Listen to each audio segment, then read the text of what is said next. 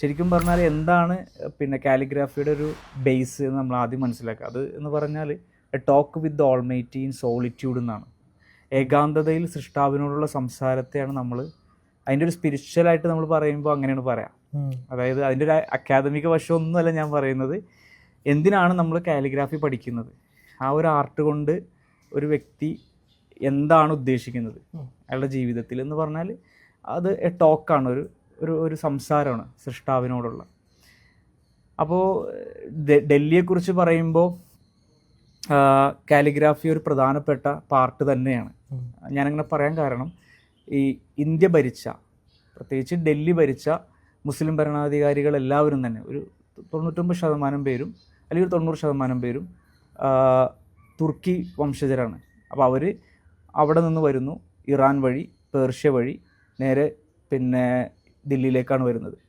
അപ്പോൾ ഈ ഒരു പ്രയാണം, അവരുടെ ട്രാവലിംഗ്, ആ ഒരു വേ നമ്മളെടുത്ത് പരിശോധിച്ച് കഴിഞ്ഞാൽ പിന്നെ മധ്യേഷ്യ എന്ന് പറയുന്ന പിന്നെ ആ ഭാഗം നമ്മളൊന്ന് പരിശോധിച്ച് കഴിഞ്ഞാൽ ഇറാനിലെ ഒരുപാട് സ്ഥലങ്ങൾ, ഇപ്പോൾ ഇസ്ഫഹാൻ എന്ന് പറയുന്ന പ്രദേശം, അതുപോലെ പിന്നെ തിബ്രീസി എന്ന് പറയുന്ന പ്രദേശം, ഷീറാസ് എന്ന് പറയുന്ന പ്രദേശം, ഇതൊക്കെ ഇറാനിലുള്ള പ്രദേശങ്ങളാണ്. അപ്പോൾ ഇതൊക്കെ കവർ ചെയ്തുകൊണ്ടാണ് അവിടെ നിന്നും കുറേ ആളുകൾ പിന്നെ ദില്ലി ഭരിച്ചിട്ടുണ്ട്. അപ്പോൾ ഇവരുടെയൊക്കെ ഒരു തലമുറ അല്ലെങ്കിൽ ഇവരുടെയൊക്കെ ഒരു ജനറേഷൻ, അവരുടെ ഫോർ ഫാദേഴ്സ് പിന്നെ ഇവിടെ നിന്നൊക്കെ വരുന്നതാണ്. അപ്പോൾ അവരിൽ നിന്ന് കിട്ടിയ കുറേ അറിവുകൾ, പ്രത്യേകിച്ച് കാലിഗ്രാഫിയുമായി ബന്ധപ്പെട്ട്, ഇപ്പോൾ നമ്മൾക്ക് പിന്നെ അവർ വരുമ്പോൾ ഈ ഒരു കണക്ഷനെ നമ്മൾ ബന്ധപ്പെടുത്തി ശരിക്കും പറയാൻ കഴിയുന്ന ഒട്ടോമൻ കാലിഗ്രാഫി ആയിട്ടാണ്. കാരണം ഒട്ടോമൻ കാലിഗ്രാഫി തുടങ്ങുന്നത് തുർക്കിയിൽ നിന്നാണ്. അപ്പോൾ ആ കാലിഗ്രാഫിയെ ഒട്ടോമൻ തുർക്കികൾ മനസ്സിലാക്കിയിരുന്നത് റോയൽ ആർട്ട് എന്ന രൂപത്തിലാണ്. രാജകീയമായിട്ടുള്ള ഒരു എന്താ പറയുക കലാവിഷ്കാരം. ഇന്നത്തെ പോലെ പബ്ലിക് അല്ല. അത് എന്താ പറയുക, അത് രാജാക്കന്മാർ പിന്നെ അവർ മാത്രം ചെയ്യുന്ന, അല്ലെങ്കിൽ അവരിൽ മാത്രം ഒതുങ്ങി നിൽക്കുന്ന ഒരു കലാവിഷ്കാരം. പിന്നീടാണ് അതൊക്കെ പബ്ലിക് ആവുന്നത്. ആദ്യകാലത്ത് പിന്നെ എല്ലാ രാജാക്കന്മാരും, പ്രത്യേകിച്ച് ഒട്ടോമൻ കാലത്ത് അവരുടെ ദർബാറിൽ പ്രത്യേകിച്ച് ഹത്താത്തുകൾക്കൊരു സ്ഥാനം ഉണ്ടായിരുന്നു. അതായത് 2 പിന്നെ കാറ്റഗറിയാണ് അന്ന് ഉണ്ടായിരുന്നത്. ഒന്ന് കാത്തിബ് എന്ന് പറഞ്ഞതും ഹത്താത്ത് എന്ന് പറയുന്നത്. ഈ കാത്തിബ് എന്ന് പറഞ്ഞാൽ നമ്മൾ സാധാരണ പോലെ കോപ്പിറൈറ്റ് എന്ന് പറയുന്ന കോപ്പിറൈറ്റർ എന്താണോ കൊടുക്കുന്നത്, മെസ്സേജൊക്കെ സാധാരണ എഴുതി കൊടുക്കുന്ന അല്ലെങ്കിൽ ഏലാനുകൾ തയ്യാറാക്കുന്ന ആള് എന്ന് പറയാം. ഈ ഹത്താത്ത് എന്ന് പറഞ്ഞാൽ അയാളുടെ ഡ്യൂട്ടി വേറെയാണ്. അയാൾ കുറെ കൂടിയും പിന്നെ സുൽത്താനോട് അടുത്ത് നിൽക്കുന്ന ആളായിരിക്കും.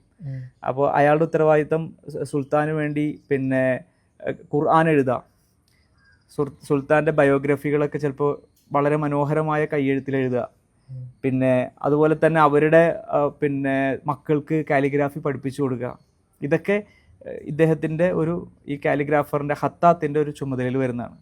അപ്പോൾ കാത്തിബ് എന്ന് പറയുന്ന സ്ഥാനത്തേക്കാൾ ഒരു പിടി മുകളിലായിരിക്കും ആരുണ്ടാവുക, ഹത്താത്ത് ഉണ്ടാവുക. അവർക്ക് പ്രത്യേക സ്ഥാനം എപ്പോഴും ആ ഒരു സുൽത്താൻ്റെ ദർബാറിലോ അല്ലെങ്കിൽ അവരുടെ പിന്നെ സംവിധാനങ്ങളിലോ ഉണ്ടായിരിക്കും.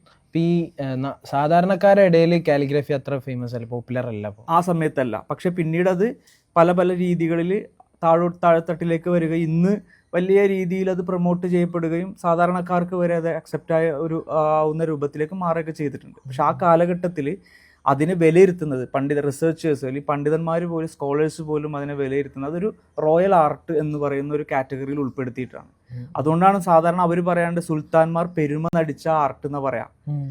അത്രയും അവർ ഈ കലയോട് ഇഷ്ടപ്പെട്ടിരുന്നു.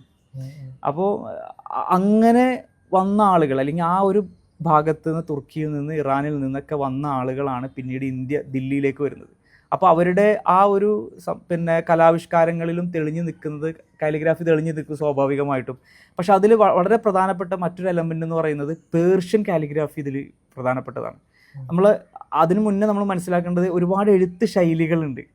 ഇത് ഞാൻ നിങ്ങളെ ആദ്യം കണ്ടപ്പോൾ ചോദിച്ചത്, നമ്മൾ പലയിടത്തും പലതും ഇങ്ങനെ കാണുന്നുണ്ട്. അപ്പൊ നമ്മളിങ്ങനെ നടന്നിങ്ങനെ പോകുമ്പോൾ നിങ്ങൾ പറഞ്ഞത് അത് കൂഫിയാണ്, ഇത് സുലൂസാണ്. അപ്പോഴാണ് എനിക്ക് മനസ്സിലായത്, ഓക്കെ, ഇത് കുറെ ഇനങ്ങളുണ്ട്, വെറൈറ്റീസ് ഉണ്ട്.